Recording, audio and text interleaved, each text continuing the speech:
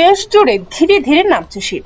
ইতিমধ্যেই দেশের উত্তরাঞ্চলে চাঁপাইনবাবগঞ্জ, রংপুর, দিনাজপুর, ঠাকুরগাঁও, পঞ্চগড় ও নীলফামারী অঞ্চলে ভোরের হালকা ঠান্ডায় মানুষ কাঁথা গায়ে দিচ্ছে। আবহাওয়া অফিস বলছে দেশের অধিকাংশ অঞ্চলে সপ্তাহে তাপমাত্রা দ্রুত কমে আসবে। এদিকে আবহাওয়াবিদ ডক্টর মোহাম্মদ ওমর ফারুক বলেন, সাম্প্রতিক কয়েকদিনের বৃষ্টিতে তাপমাত্রা কিছুটা কমে আসবে এবং নভেম্বরের দ্বিতীয় সপ্তাহে উত্তরাঞ্চলে শীত স্পষ্টভাবে অনুভূত হবে।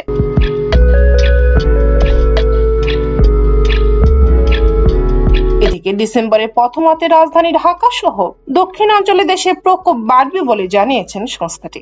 আবহাওয়া অধিদপ্তরের তথ্য অনুযায়ী রাজশাহীতে সর্বনিম্ন তাপমাত্রা ছিল 19.9 ডিগ্রি সেলসিয়াস এবং কুষ্টিয়ায় সর্বোচ্চ তাপমাত্রা ছিল 32.5 ডিগ্রি সেলসিয়াস।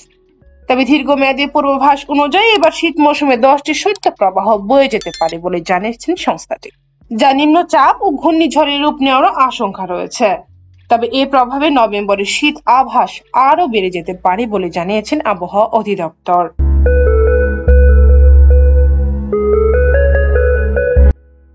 তবে এবছরে স্বাভাবিকের তুলনায় কিছুটা দীর্ঘ ও শীতল হয়ে আসবে শীত মৌসুম।